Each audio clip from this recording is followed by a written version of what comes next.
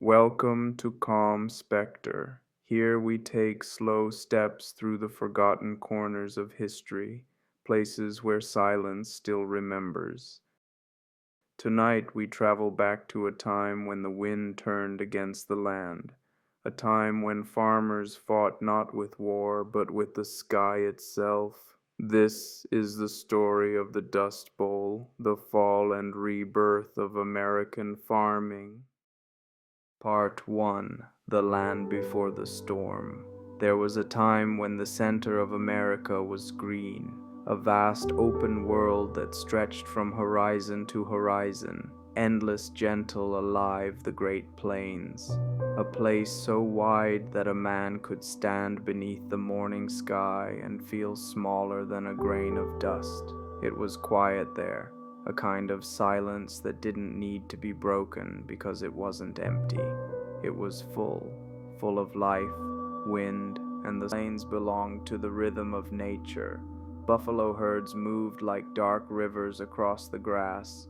Wolves followed their trails. Hawks traced circles above them. The seasons spoke their own language. Spring breathed green into the soil. Summer baked it in light. Autumn folded it into gold. And in winter, snow laid its hand over everything, whispering rest. It was a land of balance, harsh but fair.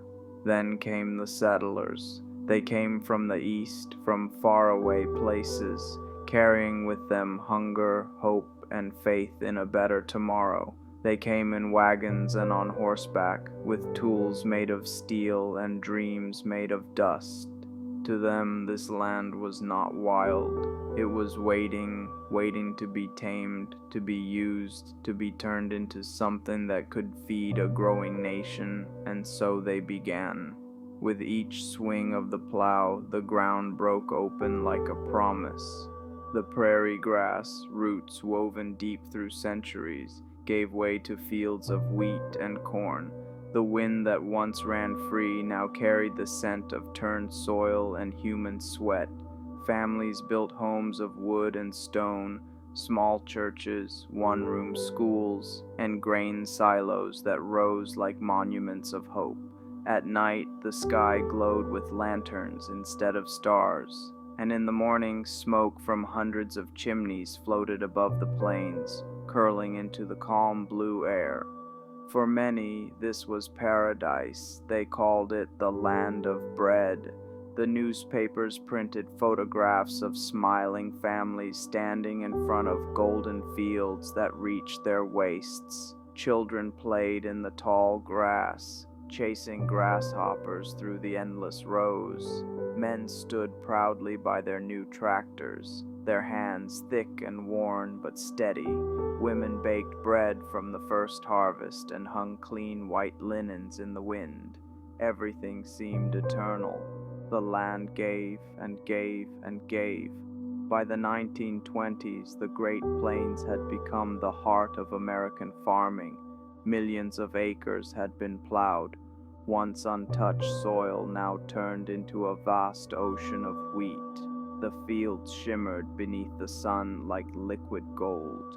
The sound of the wind was no longer wild. It carried the hum of engines, the laughter of children, the clatter of harvest machines. The world believed it had mastered the land.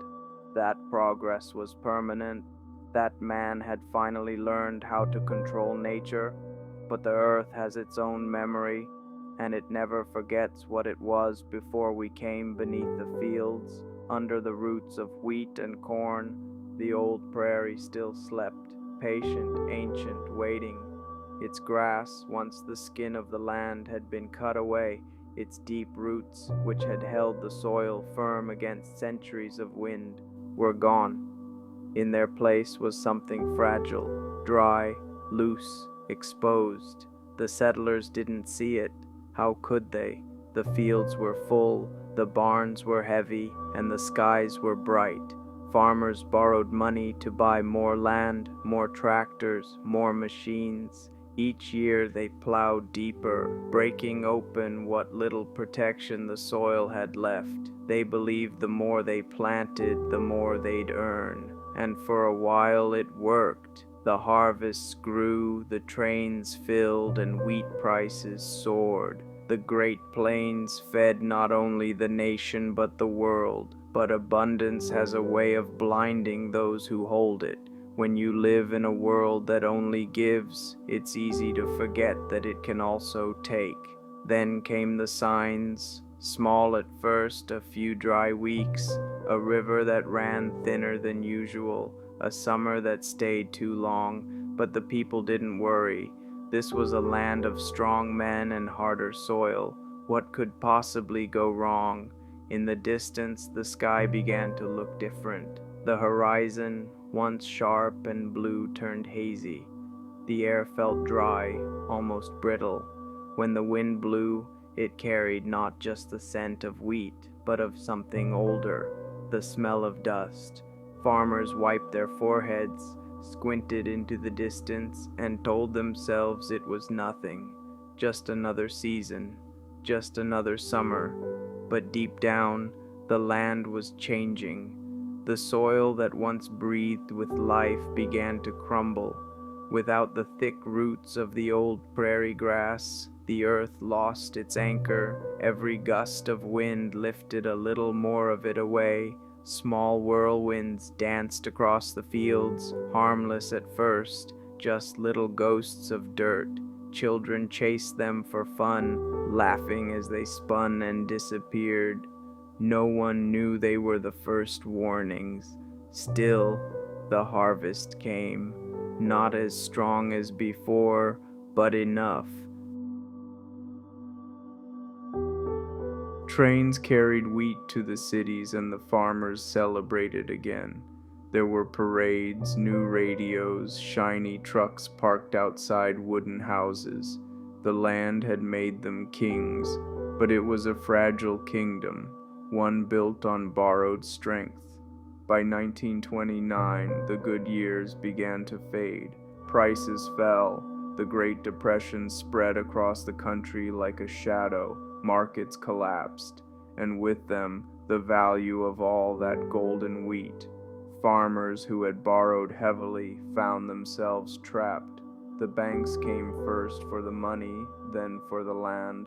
Still, the people refused to quit. They believed hard work could fix anything, so they planted more, they plowed deeper, they hoped the sky would change its mind, but the sky does not answer to hope. When the next summer came, the rain didn't. The ground cracked open like old paint, seeds shriveled before they could rise. The wind came more often, colder, stronger. It began to move differently, not like a breeze, but like something alive, something searching. At night, families sat by their windows and watched the stars blur through a thin veil of dust. Sometimes the moon would glow red. They thought it was beautiful. They didn't know it was a warning. Then one morning, a farmer woke to find his fields gone. Not harvested, not burned, gone. The earth itself had lifted overnight and drifted away, carried by the wind like smoke. He stood there staring at the emptiness, the soil that had once fed him now floating somewhere beyond the horizon. He wasn't the only one. All across the Great Plains, the same thing happened. Towns disappeared under a haze that never left. Fences vanished, cattle starved, children coughed through the night. The dust had come home. But before the first great storm, there was still a moment, a quiet hanging in the air, when everything stood still. The farmers stood in their fields and looked around. They saw the horizon, endless and golden, the sky calm and clear, and the wind soft against their faces. It was hard to believe that this same wind, this same sky, would soon turn against them. That was the last calm before the storm, and in that moment, before the world began to darken, the Great Plains were still what they had always been, a place of light, of labor, of faith. a place where men and women believed that no matter how strong the wind blew, the land would always forgive them. They were wrong, but they didn't know that yet, for now the fields still glowed, the wheat still whispered in the breeze, and the world, the fragile, perfect world they had built, still looked eternal. Part 2: The Turning Sky. It started with silence. No thunder, no rain, just the stillness that comes before something changes. The air grew dry, the light sharper. Each day the horizon seemed to fade a little more, as if the sky itself was being erased. At first, the farmers ignored it. They had lived through dry seasons before. The Great Plains always asked for patience. But this time the patience ran out. Week after week, the rain never came. The clouds passed overhead but gave nothing. The wind began to blow harder, carving thin lines across the empty fields. When it moved, it didn't carry the smell of grass anymore, only dust. Still, people believed it would change.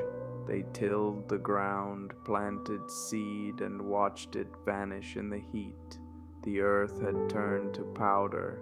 Children played in what used to be wheat fields, drawing lines with their fingers through the dry soil. Mothers hung wet sheets over windows to keep the dust from entering, but it always found a way in. Under doors, through cracks, inside their lungs. Then one afternoon the wind came alive. It began as a whisper, then grew into a voice, low, endless, heavy. By evening the sky turned brown. A wall of air rolled across the plains, and daylight vanished. The sun disappeared behind it. The horizon turned black. People ran inside, slamming doors, nailing boards, covering faces with damp cloth. Cattle stumbled blindly, their shapes swallowed by the storm. The air thickened until breathing felt like swallowing sand. Roofs creaked, windows rattled, and then darkness, complete darkness, even at noon. Inside the houses, families sat together in silence, listening. The sound was constant, a deep, grinding howl that never stopped. It was the voice of the earth itself, torn from its roots and thrown into the sky. For hours, sometimes days, the storms raged. When they finally cleared, people stepped outside and found a new world, buried, colorless, unrecognizable. Fences were gone, crops erased. Even the horizon had changed shape. Hills of dust had formed where fields used to be, and in the middle of it all, silence returned, heavier than before. Some packed up and left. They drove west, chasing rumors of rain. Others stayed, unwilling to abandon the land that had already taken everything from them. Those who remained learned to live with the dust. They sealed their homes, wore masks, slept under wet blankets. They ate grit with every meal. When they looked outside, the world seemed to move in slow motion. The air always trembling, the sky always gray. And yet even then there was beauty at sunset. When the stormlight turned red and gold, the air shimmered like fire. The land looked unreal, caught between ruin and glory. Some said it was God's warning, others said it was his reminder that nothing we build lasts forever. The storms would come again and again, each one worse than the last. They would strip away not only the soil, but the certainty that life here was still possible.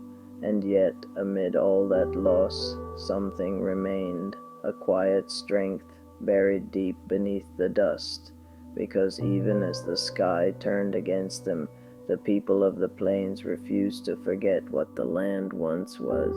They waited, they endured, and somewhere in the distance, beneath all that swirling emptiness, the earth still breathed. The storm was not the end, It was the beginning of what the land needed to remember. Part 3. Life in the dust days lost their shape. The sun no longer marked time. The storms did. When the sky turned dark, people hid.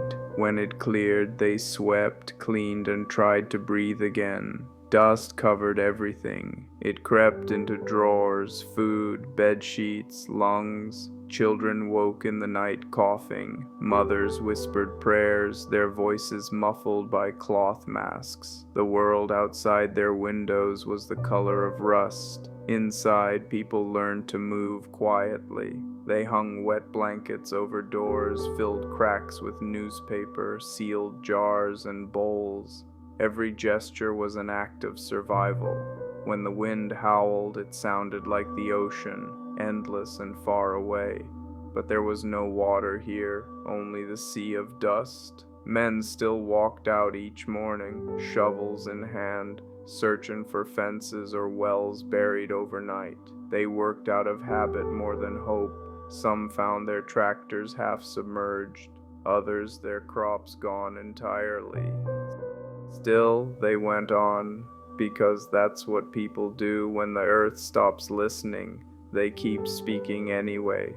At night, the families gathered around dim lamps. The air shimmered with dust, turning the light soft and golden. They told stories, not of the present, but of what once was, of rain that smelled like metal, of wheat that whispered instead of whistled, of skies that used to be blue.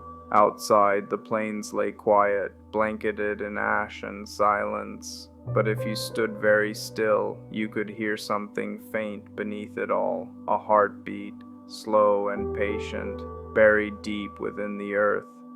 The land wasn't dead, it was waiting, and in that waiting, the people found strength. Not in victory, not in harvest, but in endurance.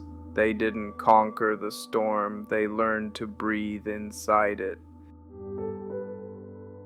Rebirth of the plains. The storms didn't stop in a single day. They faded slowly, like a fever breaking. Each year the wind grew softer, the sky a little clearer, and then, after nearly a decade of dust, the rain returned. The first drops fell like miracles. They hit the dry ground with a sound no one had heard in years. A whisper, a sigh, the earth breathing again. Children ran outside, faces lifted to the sky. The water stung their eyes, but they laughed anyway. The soil drank deeply, as if it had been waiting for this moment since the beginning of time. In the seasons that followed, green began to rise again. Not much, not fast, but enough. New grasses spread their roots through the wounded land, binding it back together. The farmers learned too. They planted windbreaks, rotated crops, cared for the soil instead of stripping it. They stopped trying to control the land and started listening to it again. The Great Plains would never be what they once were, but maybe that was the point. The earth doesn't forget, and neither do the people who live by it. They remembered the storms, the darkness, the sound of dust beating against their homes, but they also remembered the first rain, that quiet promise that life always finds a way back. Now, when the wind moves across the plains, it sounds different, not angry, not wild, just alive. It hums through the grass, brushes over the wheat, and carries with it the scent of rain. The people who stayed still looked to the horizon each evening, the same as their grandparents once did, but now they do it with peace, because they know the land isn't something to own, it's something to belong to. And as the sun sets over the wide open fields, glowing gold once more, the Great Plains breathe again, quietly, steadily, endlessly.